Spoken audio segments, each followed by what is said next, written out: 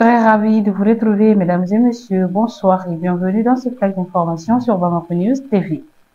Nous entamons ce flash d'information par l'actualité nationale.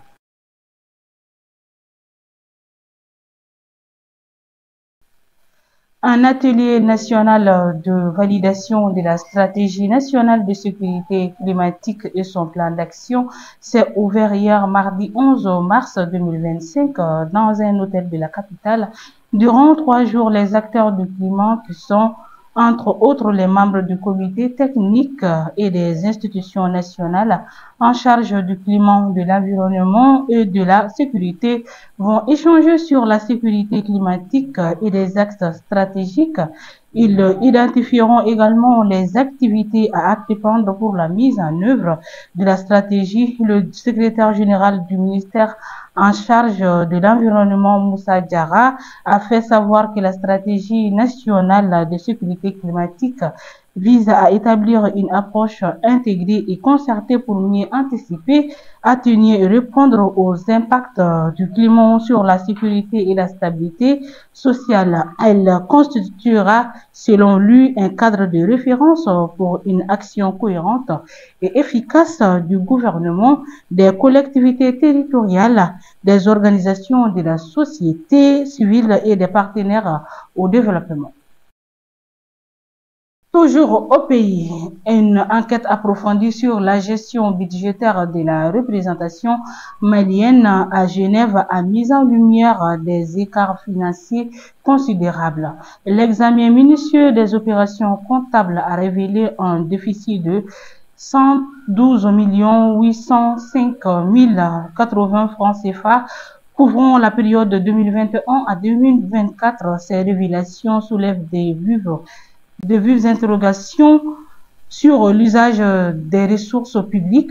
L'objectif premier de cette vérification était d'évaluer la conformité des flux monétaires, les dépenses liées au personnel, au fonctionnement couvrant et aux investissements, ainsi que les revenus de la chancellerie ont été analysés. L'impératif était de garantir la transparence des transactions effectuées par les responsables financiers.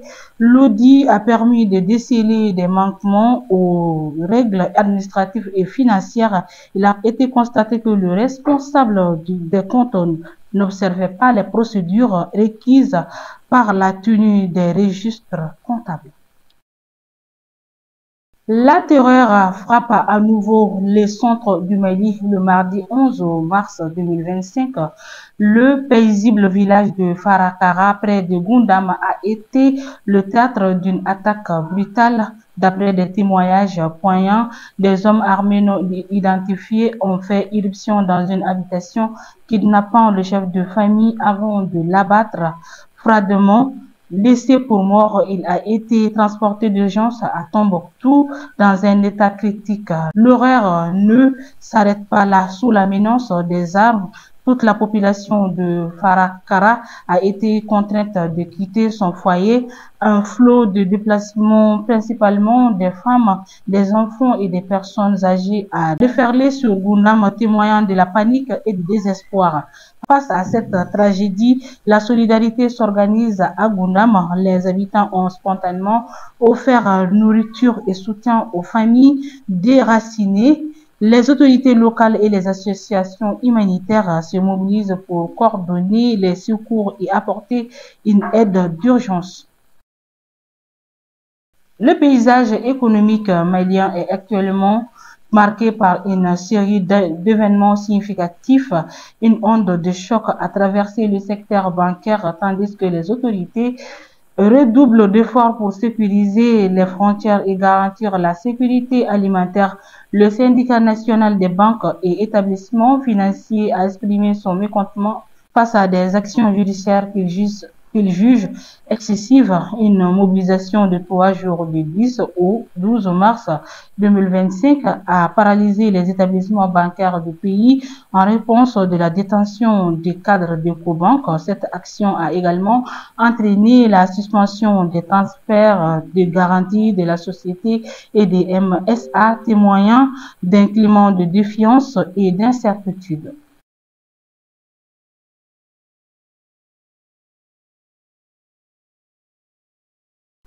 La 43e réunion ordinaire du comité des chefs d'état-major des armées de la CEDEAO s'est ouverte le mardi 11 mars 2025 à Abuja.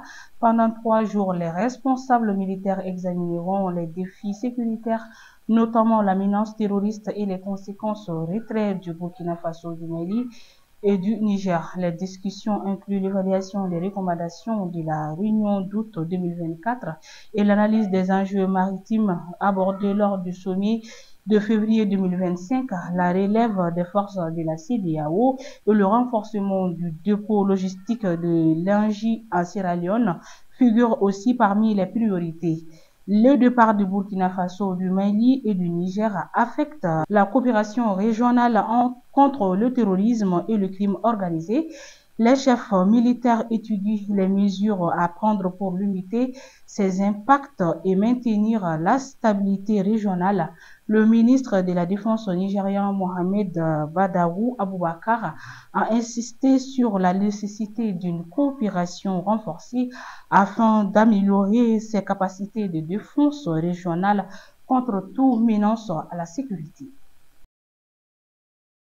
Le président américain Donald Trump a annoncé son intention d'inviter à nouveau le président ukrainien Volodymyr Zelensky à la Maison-Blanche malgré les tensions passées entre les deux dirigeants lors d'une rencontre au bureau ovale.